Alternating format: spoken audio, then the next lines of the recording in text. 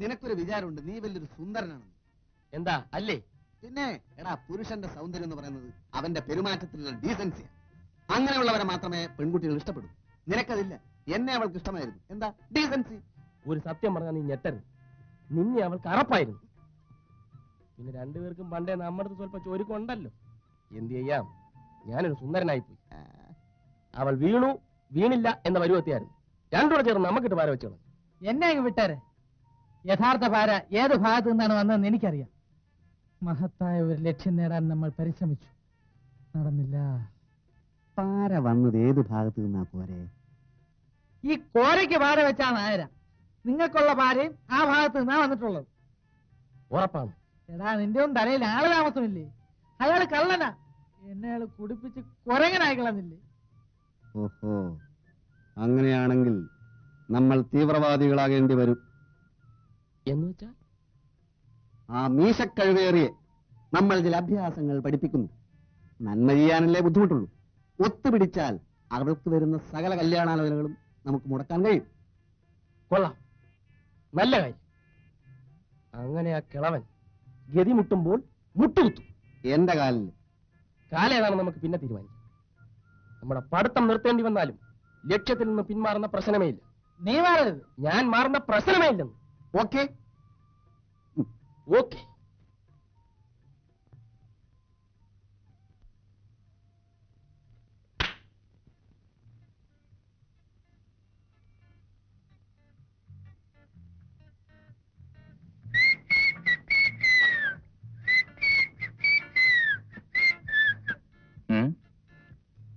എന്താ എല്ലാരും ചുരുണ്ടുകൂടി കിടക്കുന്നത്? ആർക്കും ജോലിക്കൊന്നും പോണ്ടേ? ഞാൻ വിട്ട്. ഞാനും വിട്ടേ. എന്ത് പറ്റി? ഒത്തിരി ചെളി പറ്റി. എന്തിനാ കുഴിയണെന്ന്? അപ്പം തന്നാ പോരെ? അറിയാതെ ചോദിച്ചു പോയതാ, ക്ഷമിച്ചുകളാ. ചേടാ,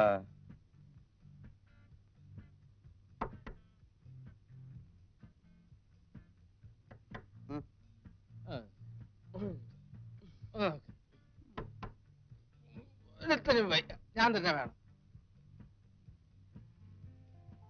അയാളെ തുറക്കല്ലേ, അവളാ മീനു. അവളെന്തിനാ ഇങ്ങോട്ട് വന്നത്? എനിക്കെങ്ങനെ അറിയാം? ഒന്നാമത് ചമ്മി നാറിയിരിക്കുക. ഈ നമ്മളെ മൂന്നിനെ ഒന്നിച്ച് കണ്ടു കഴിഞ്ഞാൽ ആ കൂടി ചളവാകും. അതോട് കളിക്കും.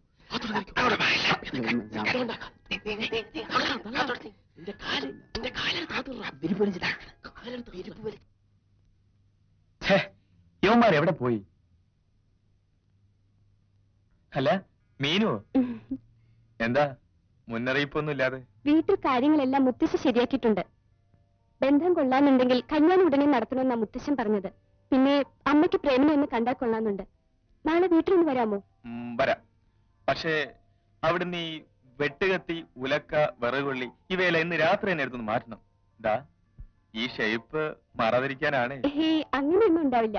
അമ്മയ്ക്ക് ഇഷ്ടപ്പെടും. മോൾക്ക് ഇഷ്ടപ്പെട്ടോണ്ടാണോ? ഞാൻ പോണു. ഇതുവരെ വന്നിട്ട് എന്റെ കയ്യിൽ നിന്നൊന്നും വാങ്ങാതെ പോകുന്നത് ശരിയാണോ?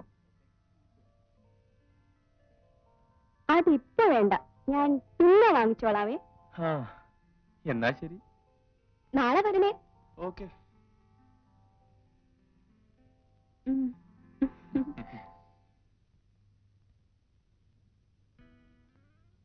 ഏതാടാ ചരക്ക്? എന്റെ ഭാവി വധു. അല്ല, നിങ്ങൾ എന്തിനാ ഒളിച്ചിരിക്കുന്നത്? വല്ല വീക്കം കിട്ടിയിട്ടുണ്ടോ? ഞങ്ങളെ പെണ്ണിനെ അങ്ങോട്ട് കൊടുത്തിട്ടുണ്ട്. എന്തോ? നീ എന്തോന്നാ പറഞ്ഞത്? നീ ഈ പെണ്ണിനെ കല്യാണം കഴിക്കാൻ പോകുന്നു? നിനക്ക് ഈ നാട്ടിൽ വേറെ ഒരു പെണ്ണിനെ കിട്ടിയില്ലേ? ഇതിനെന്താ കുഴപ്പം? കുഴപ്പമൊന്നുമില്ല. ഞങ്ങൾ 3 പേർ ഉൾപ്പെടെ ഈ നാട്ടിലുള്ള മുഴുവൻ ആൾക്കാരും അവളെ കൈകാര്യം ചെയ്തിട്ടുണ്ട്. അതും വീട്ടിൽ വെച്ച്.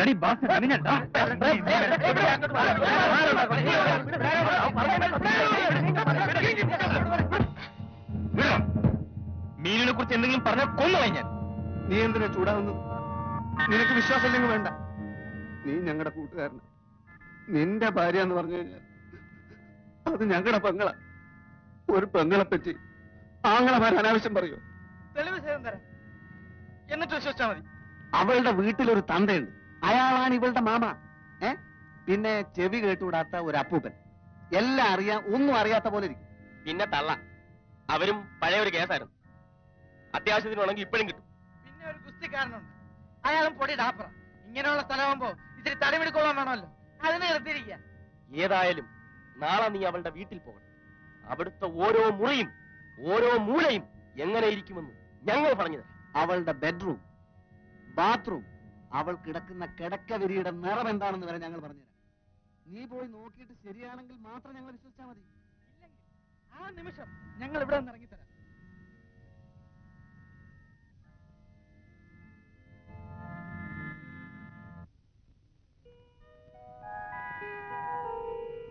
വരൂ പ്രേം. ഇത്രയും വൈകിയപ്പോ വരില്ലെന്ന് വിചാരിച്ചു. ഇരിക്കൂ. ഫോണിൽ പ്രേമിന്റെ ശബ്ദത്തിന് വലിയ ഗൗരവമായിരുന്നല്ലോ. ഞാൻ അമ്മയെ വിളിക്കാം.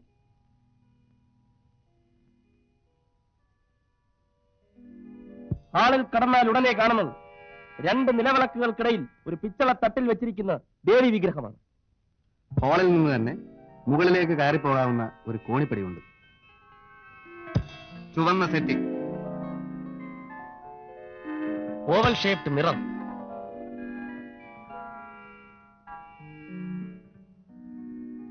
ഇതിന്റെ അമ്മ.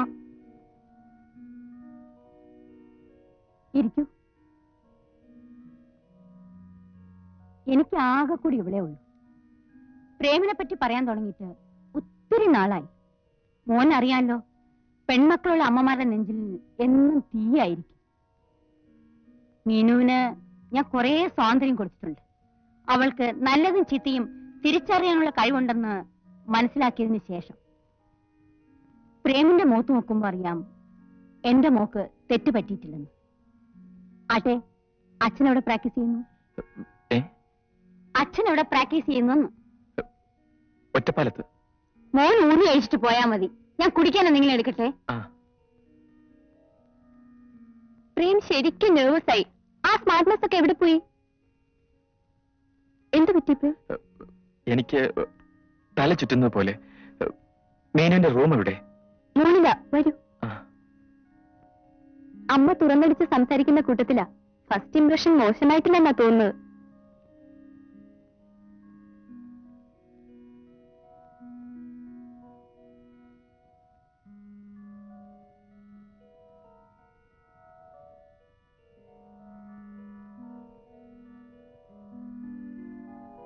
ഇലക്ട്രിക് ശരവാന്തൻ,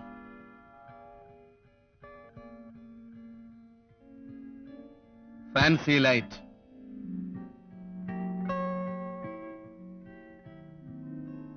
പച്ച ടെലിഫോൺ,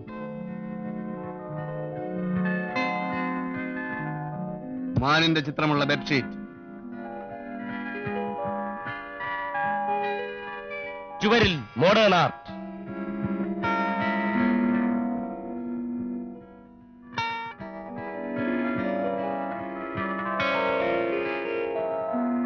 മുറിയുടെ വലതുവശത്ത് ബാത്റൂം.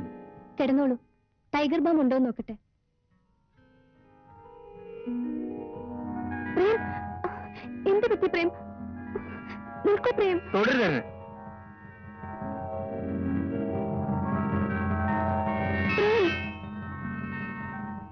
അറിഞ്ഞുകൊണ്ട് ഞാൻ ഇതുവരെ ഒരു തെറ്റും ചെയ്തിട്ടില്ല. അതുകൊണ്ട് ദൈവം എന്നെ രക്ഷിച്ചു. എനിക്കൊന്നും മനസ്സിലാവുന്നില്ല. കുട്ടിക്ക് നന്നായിട്ട് അഭിനയിക്കാൻ അറിയാം. Keep it up. But I hate you. ആരാന്റെ കുഞ്ഞിന്റെ തന്തയാവാൻ എന്നെ കിട്ടില്ല.